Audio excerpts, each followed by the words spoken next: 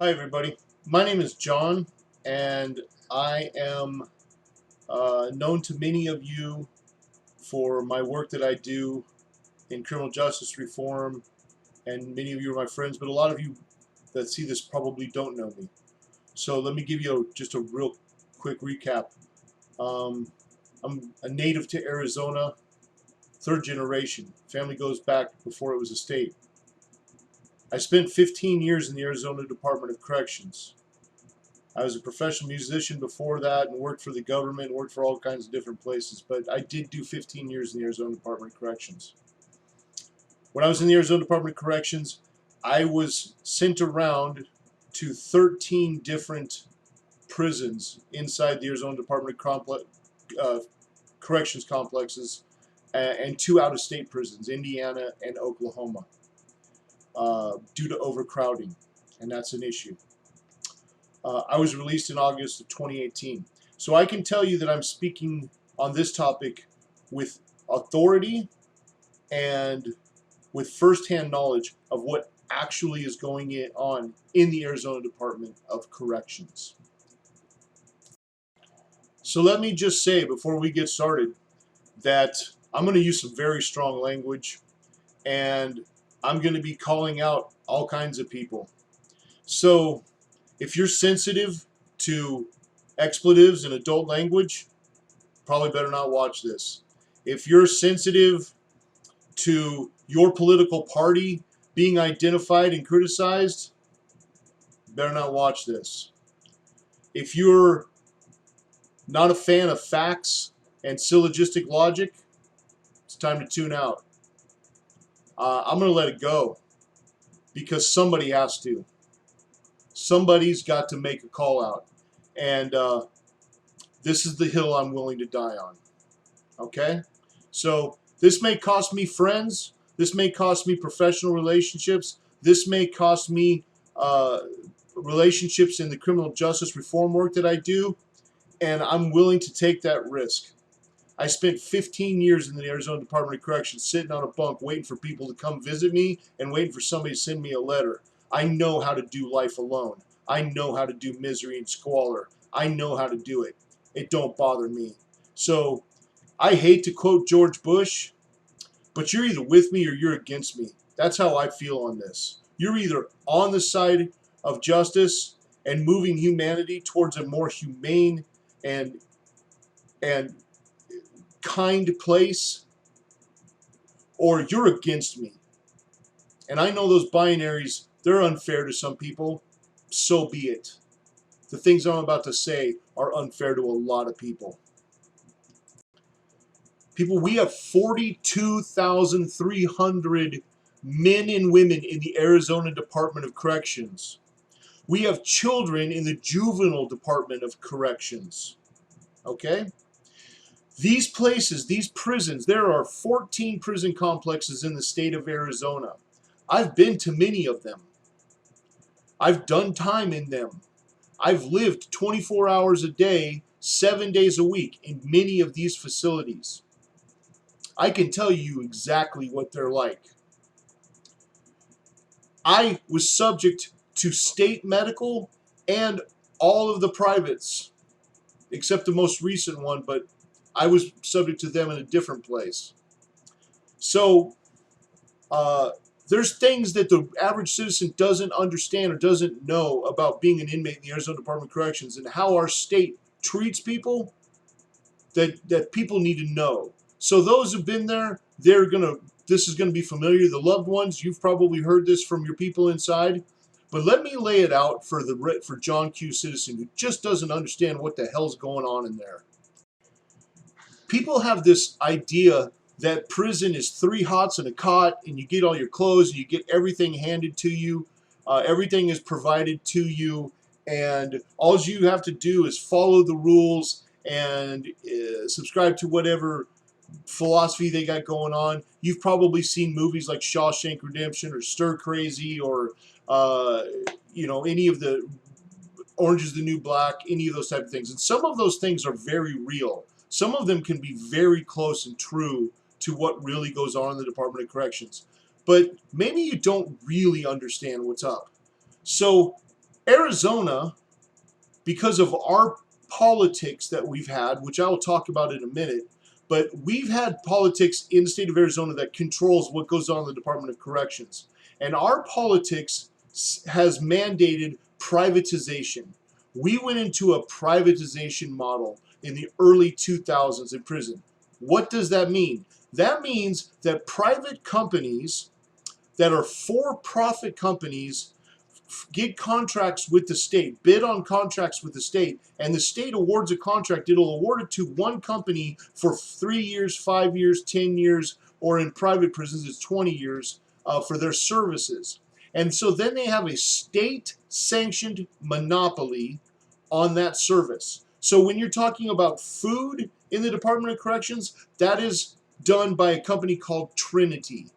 They won the contract. They were the lowest bidder.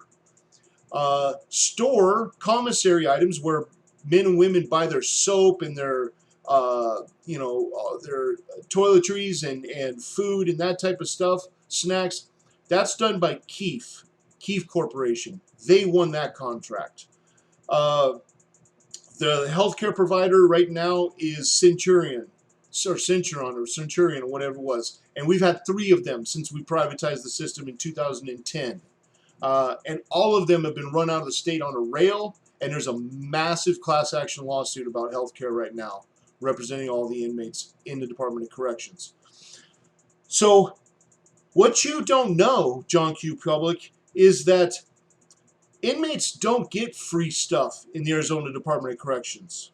They don't get free stuff, okay? You pay for everything in the Arizona Department of Corrections. They put you to work at 10 cents an hour to 45 cents an hour if you're working on the unit. And you might, like a tenth of the population can get a job outside the unit where they might make up to 80 cents, and very, very few can get a job where they make maybe $2 or $3 an hour. That's a very tiny percentage of the inmate population. But for the most part, everybody makes between 10 cents an hour and 45 cents an hour. And that may sound good. That may feel good. Good. Why is the state paying them money? Well, because they're doing work, right? They're doing the maintenance work. They're doing the upkeep of these prisons. They're doing all the repairs. They're the ones that are serving the food. They're the ones that are doing all the services that the state would otherwise have to pay people for are being done by inmates. And that may or may not be a good thing. That's not my position. What it is, though, is it's as close to slave labor as you can get. Now, whether that's a good correctional methodology or not, I'm not arguing that point. That's not the point of this. What it is that you have forced work for extremely low money. So you would think, one would logically think, well, the state provides them soap, and the state provides them toilet paper, the state provides them clothes, and the state provides them with the food, and the state provides them with all this stuff. No. Here's what's up. You pay for your toothbrush and your toothpaste and your soap, and you pay for anything that you want to eat that's not fed in the cafeteria, which is food that you literally wouldn't feed a dying dog. It is horrible. The boxes literally say, and this is a public record, literally say not fit for human consumption. So it's horrible food. Inmates pay for everything. The only people that can get stuff for free is indigents, and the Department of Corrections makes that so difficult, the process so abhorrent and difficult, that almost nobody can qualify. So if you have, it used to be $12 an hour, $12 a month. If you made more than $12 in a month on your account, on your inmate trust account, then if you made more than that, you couldn't get any free soap or toilet paper or anything like that. You had to spend that entire $12 for a month. Now, what, $3 a week on soap and toilet paper? Okay. The new director, David Shin, one of the first things he did was he reduced that to $8. $8 a month.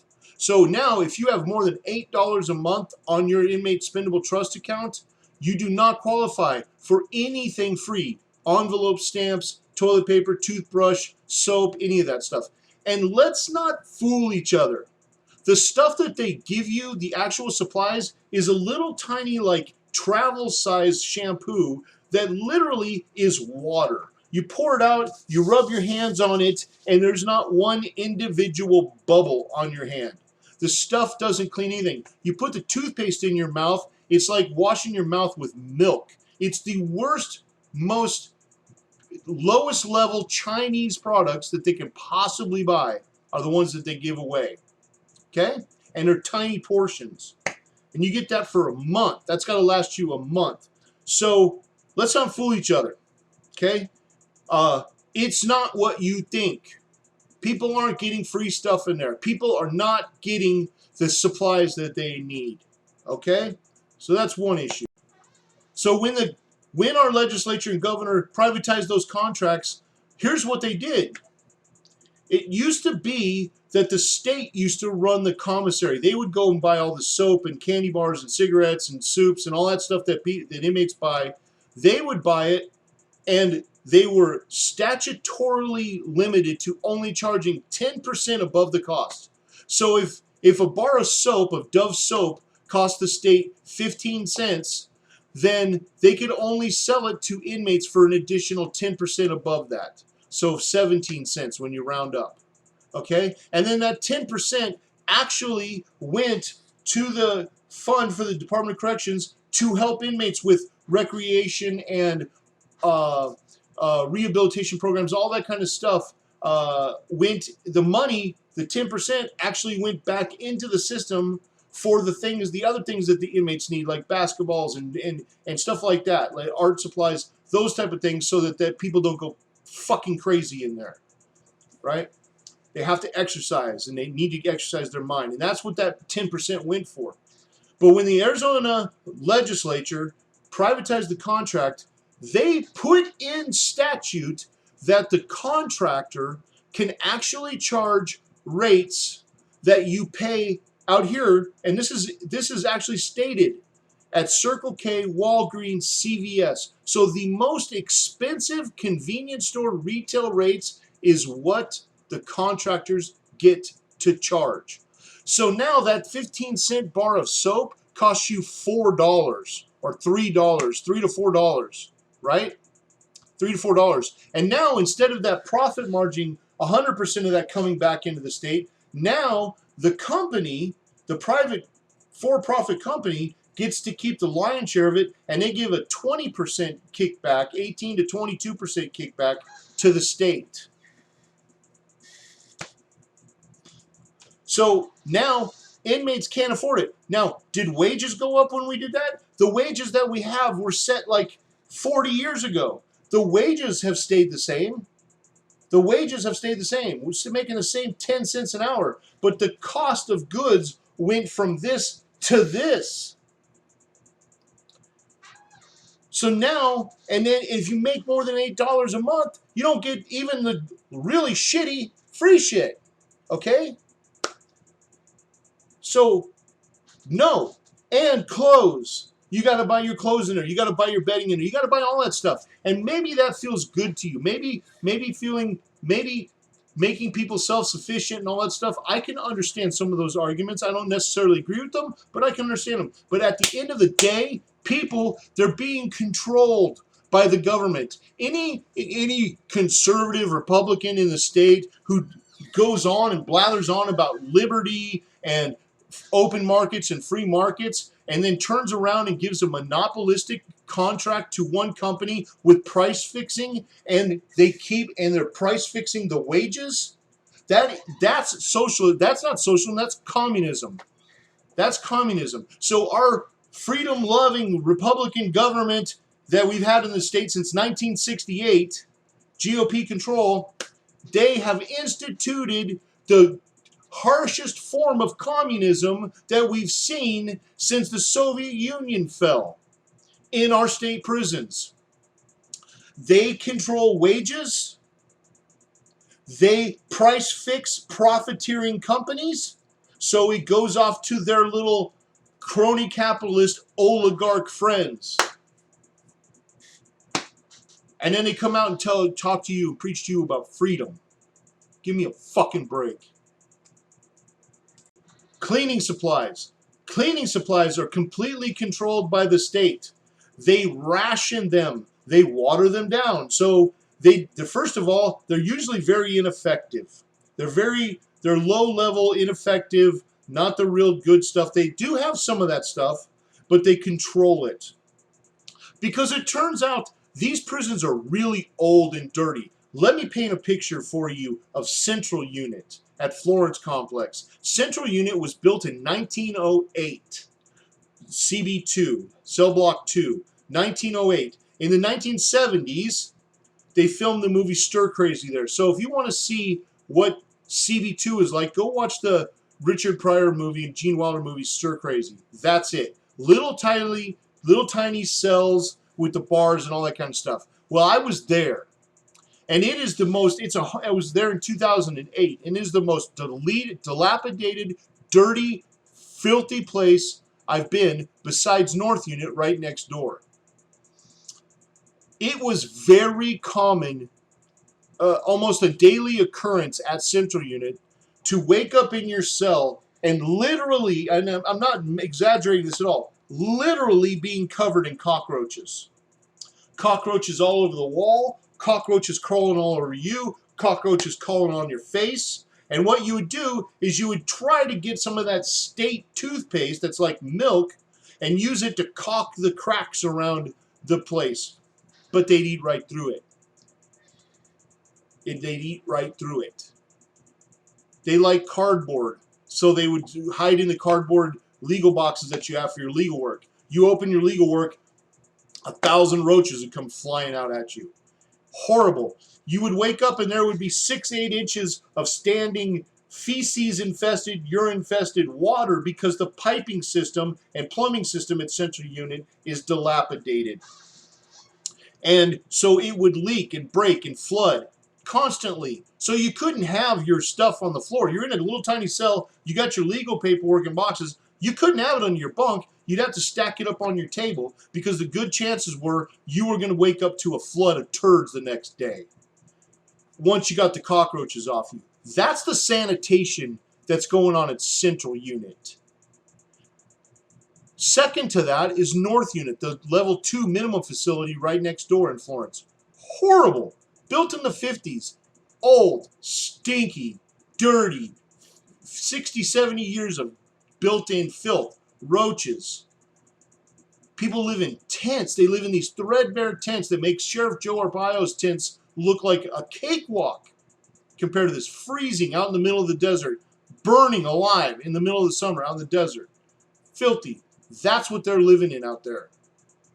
Quonset huts. 20 men to a Quonset hut. 10 men to a tent. 80 men in a building.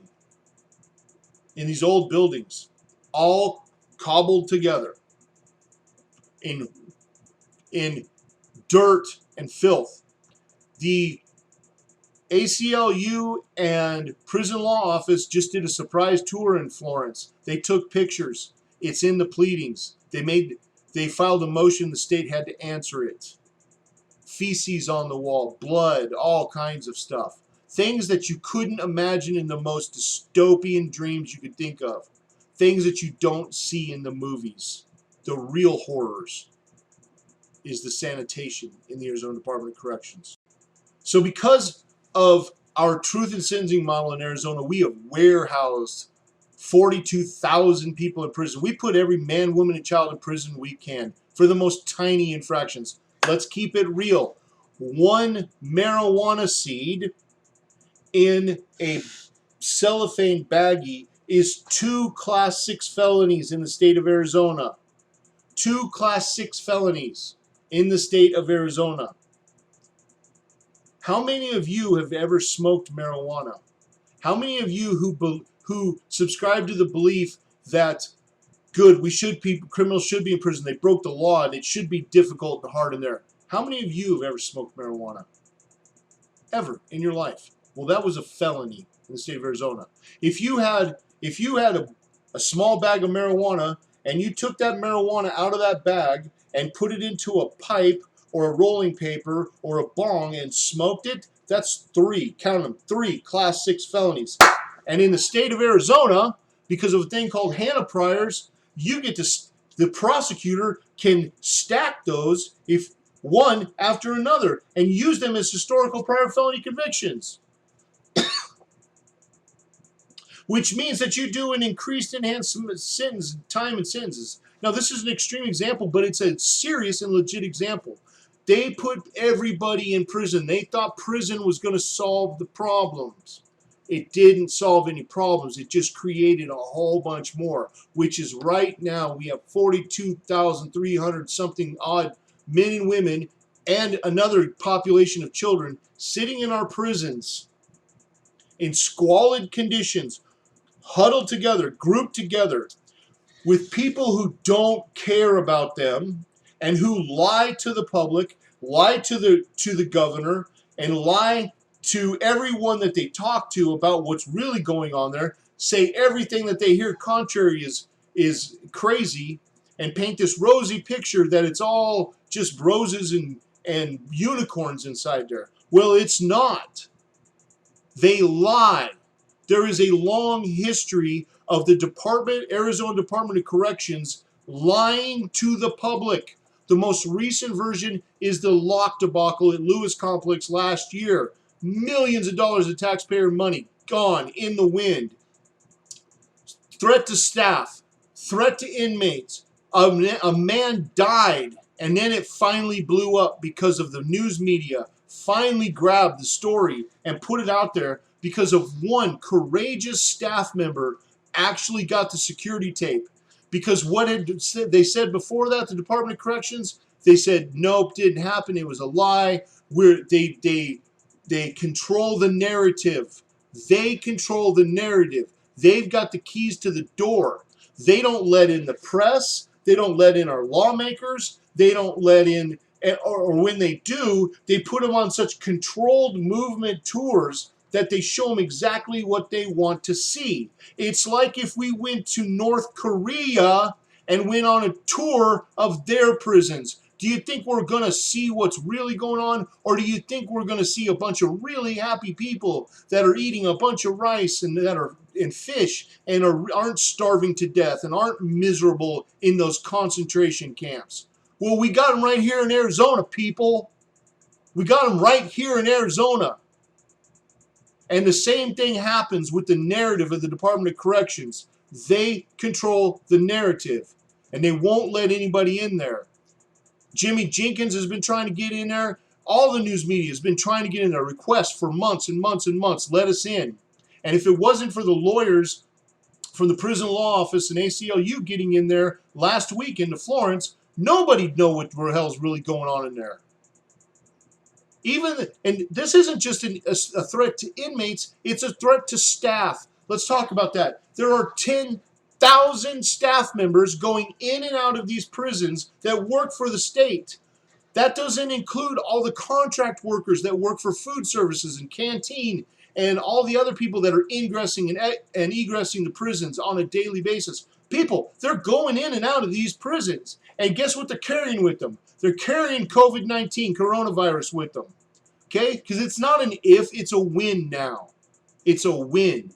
And so they're taking it into these prisons. And what's going to happen? Taking COVID-19 into a prison is like taking a lit match into a dry forest that's been doused with gasoline.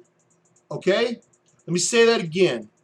A staff member walking in with COVID-19 virus into a prison is like somebody walking into a dry field forest that's been saturated with gasoline. It's gonna blow up.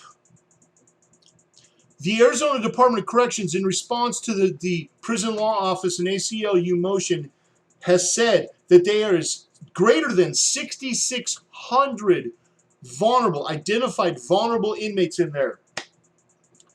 Listen, these people aren't Charlie Manson. These people aren't some abstract concept, Richard Ramirez or thing. These are your brothers. These are your sisters. These are your little neighbor kids. These are your grandma and grandpa. because Arizona started incarcerating everybody. 1 in 10 inmates in the Arizona Department of Corrections is over 55.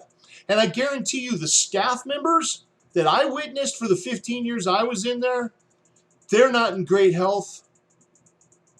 Sorry, guys. Not the best of health. So what happens when they start getting sick? What started happening? What happens when COVID-19, the fire lights in there, and now there's a massive demand on medical because it's going to spread like a wildfire with gasoline fuel in there. And so the system inside starts getting overwhelmed, and at the same time, the staff members who are supposed to be taking care of them are quarantined and home sick.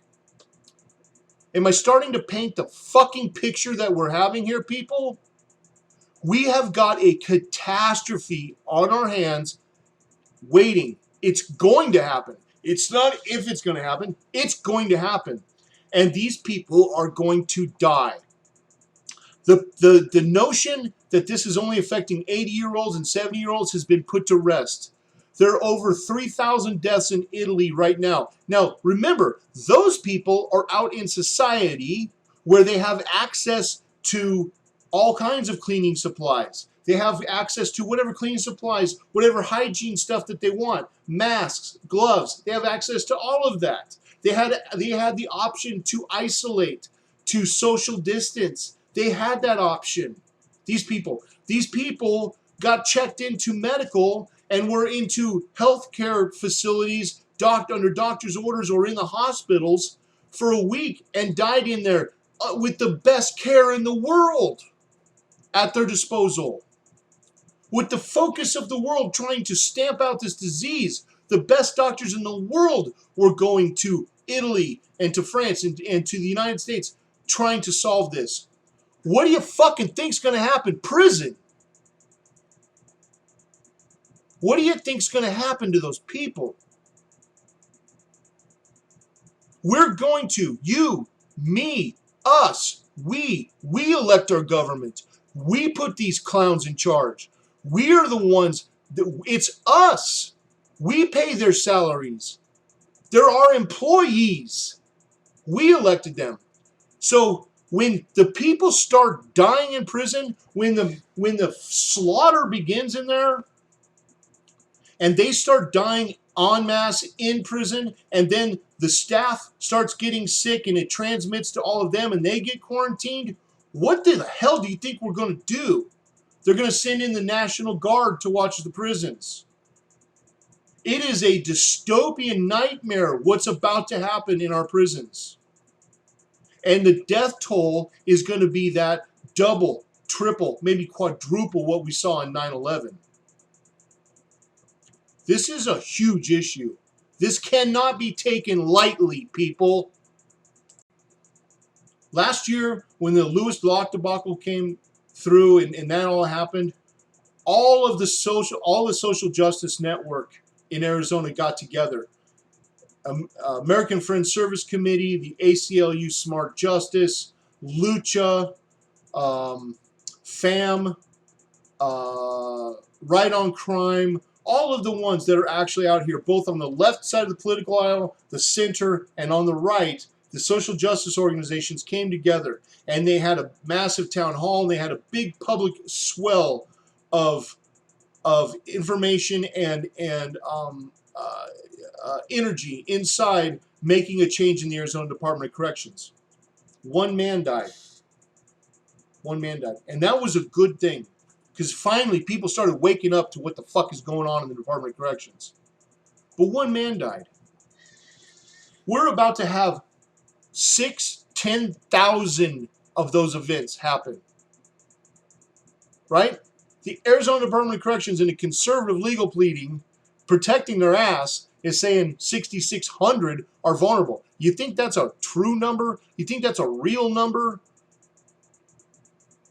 We're about to have a wholesale slaughter in the Arizona Department of Corrections because it's everything is right for it. The environmental conditions, there's no social distancing in prison. You're confined to a cell.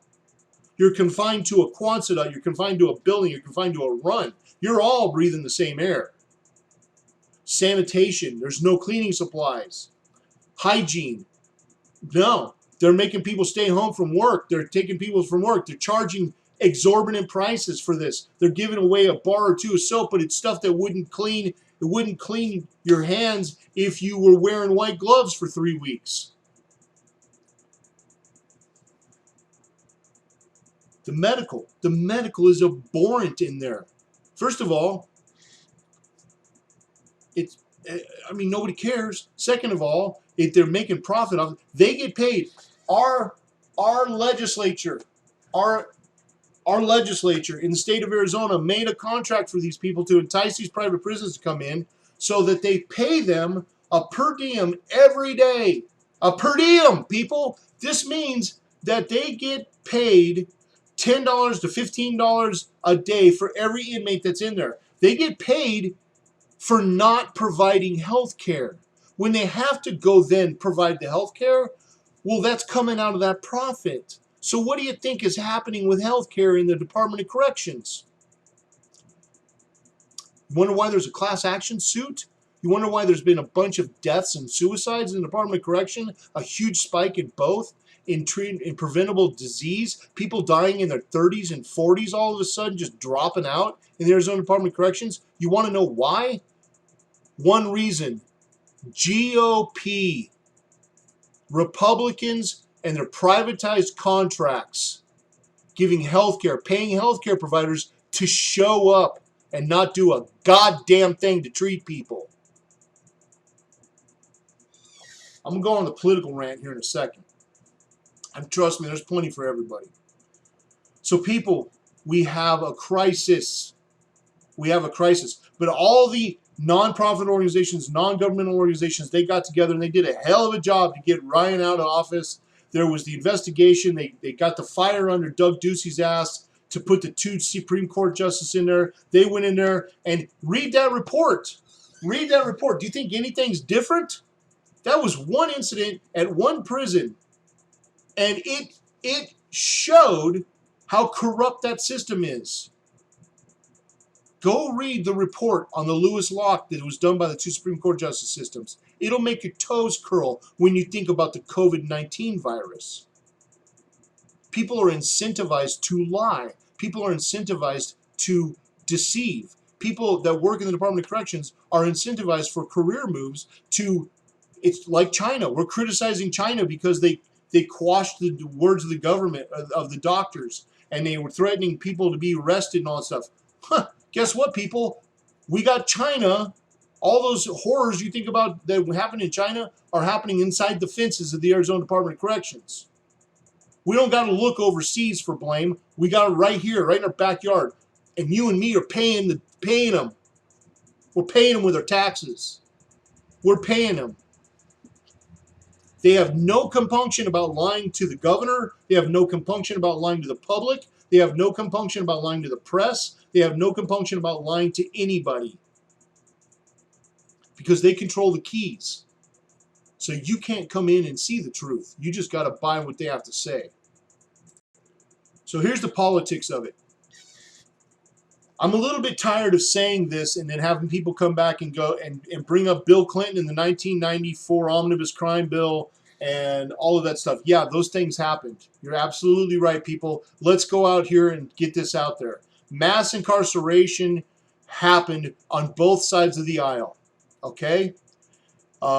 Clinton was faced with losing Congress, and he did in 94, right? 94. When Newt Gingrich took over and brought in the Republican wave. But Clinton was already a centrist. He was a former governor of Arkansas, and he was already a centrist. He was not a liberal in as much as believing in liberty. That's what liberal means, okay? It's not socialism, communism. It means liberal, freedom, liberty, okay? So he wasn't that. He was coming in with this new paradigm, this blue dog centrist Democrat. He was definitely a Democrat, and he was coming in, but really he was acting very much like conservative, and he moved even harder right while he was in there, and he did sign those bills. But let's not just all blame Clinton. He's got plenty of blame, and I'm not protecting him. Go to work on Clinton. Work him over. Work him like a job. I don't give a damn. But here's a fact. That bill, those bills that he signed, came out of a hardcore Republican Congress. And Joe Biden in the Senate, which is awesome too. So there's a thing on Biden, okay? So equal share to the Democrats. Biden wrote a bunch of that legislation. Clinton signed it. It was spurred by a bunch of the Republicans in federal. But I don't give a shit about what happened in the 90s. I don't care. I don't give a goddamn what happened in, I'm sorry, I don't care what happened in the federal government in the 90s. That has had mass incarceration on the federal system. It's bad. Let's fight against it. I'll go to work on them too. But here's the issue. Part of that bill was to incentivize the states. They wanted the states to all go to the truth in sentencing model too. And a bunch of states bought into it. 20 or 30 states. I don't remember the numbers. Arizona being one of them. And so in 1993, people, okay, let's break this down. Since 1968, the year I was born, 52 years ago, 1968, 52 years, the House of Representatives in the state of Arizona has been controlled by the Republicans. 52 years of single-party control in the House. Since 1993, the Senate has been controlled by Republicans. So the laws that we are all angry about all the time, they don't come from a judge. They don't come from the governor. They come from the legislature. They are the first article in the federal Constitution, and they are the first government body in the Arizona Constitution. That's it. It's the legislature. And since 1993, we've had a GOP legislature. And they have gone to work on the state in no uncertain terms. Save for the 6 years that Janet Napolitano was in office in the early 2000s, early mid-2000s, save for 6 years, since 1992, we've had all Republican governors. So our truth in sentencing model came from a Republican legislature, signed by a Republican governor, enforced by Republican governors, and Janet Napolitano as a Democrat for 6 years. She had a hand in it. Shame on her too. But she did have,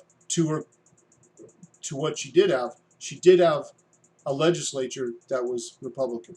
So here in Arizona, which is what I care about, we don't have a Democrat problem. We don't have a leftist problem. We don't have a liberal problem. All the problems that we have coming from the laws of Arizona are solely owned by the GOP.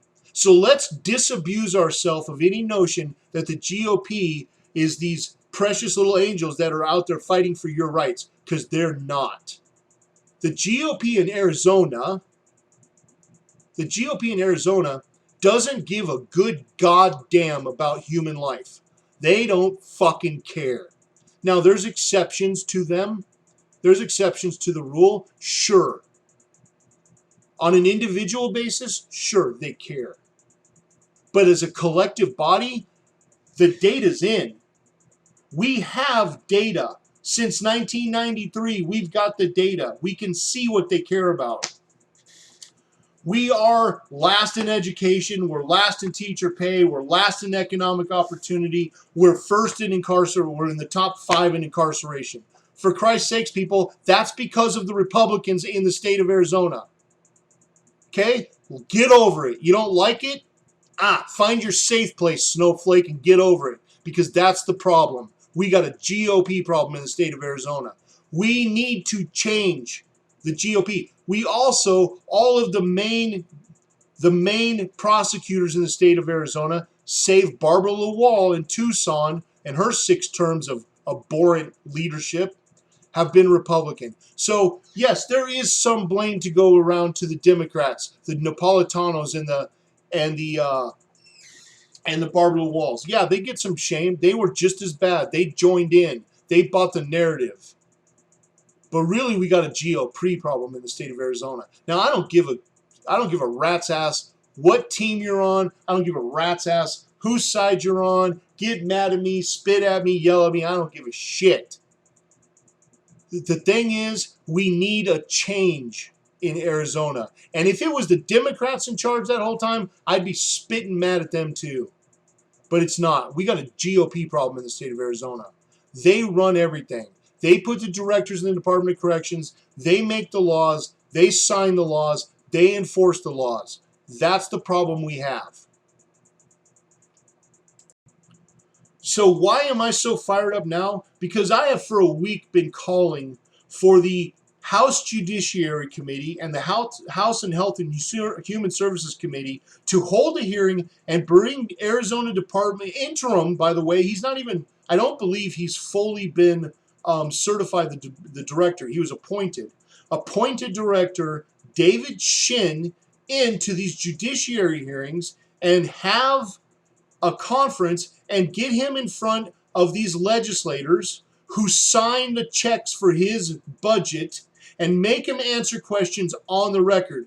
He's been sitting, David Shin, the new director, has been sitting behind a public relations team at 1601 West Jefferson since this outbreak has happened.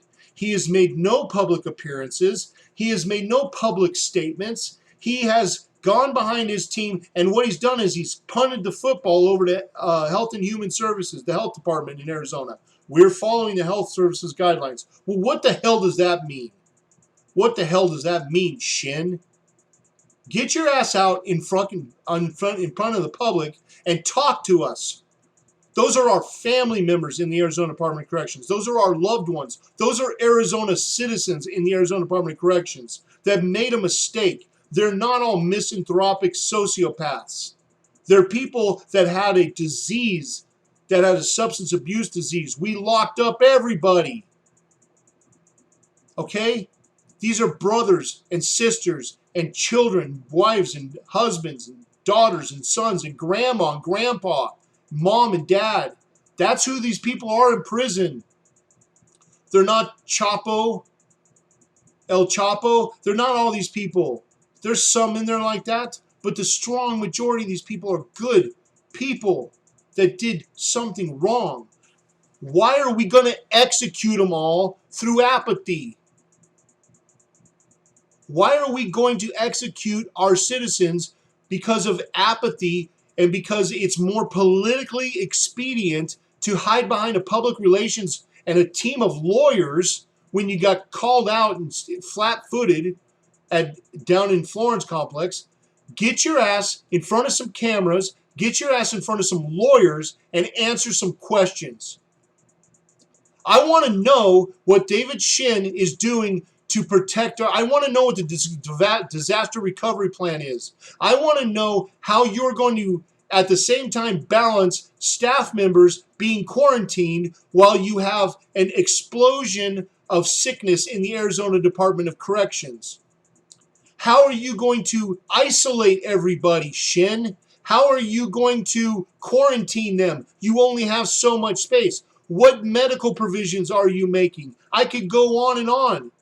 But that's not my job. I pay people to do that job, and they're called legislators. And they're sitting on the committees of the Judiciary and Health and Human Services. So I have been calling for a week for David Shin, and I'm also calling for the Director of Health Services to get their asses into the legislature and talk to those attorneys and PhDs and answer the questions on the record in public, how you're going to deal with the most significant health challenge that we've had in America since the 1918 influenza outbreak. It's time now. I'm calling on all of the NGOs and NPOs that come in after the fact, after the death has happened, and made an excellent showing. Can we please get together? Can we please form a committee and join our forces? AFSC, ACLU, Smart Justice, FAM, Lucha, Right on Crime, everybody. Can we please come together and quit siloing and come together and put a joint organized effort together to pressure our lawmakers to protect those people in prison. I'm all about all the calls for releasing people from jail incarceration. I'm all about releasing the people that are qualified to be released now, and expediting commutations packets for those 6,600 that are likely going to be infirmed, or that are infirmed and are likely going to. I'm all for the policy of release. I'm all for that within the framework of public safety. I'm all for that. I'm your biggest champion. But at the same time, all that shit's going to mean a fucking thing if everybody's dead in the Department of Corrections. So this isn't binary, people. We need to be doing both things. We need to be calling for the release of people that are incarcerated. We need to be calling for protection and shin to get in front of the government and answer to the people who control his purse strings how the hell he's going to deal with this goddamn outbreak. So I'm calling on you organizations too. Let's get together and get it done. Now, before everybody claps back to me on politics, or everybody claps back to me on what are my motivations, or where am I getting my money, and what's all, nah, let's put all that shit to rest right now. I'm just a man. I'm just a dude. I'm a dude sitting in his bedroom that can see what's happening, who's been there. I was there and I saw what you did, right? So I've been there. I know what's going to happen. Nobody's paying me for this. I don't receive any funding from any source, right, left, center. The only money I make is what I do, what I earn at my job. I do this because I'm a humanist. That's my religion. My religion is humanity. I believe my brothers and sisters need help. They are under the boot of the state. They are voiceless, and they are in harm's way. And not only are they in harm's way, they're being profited off of by those in charge.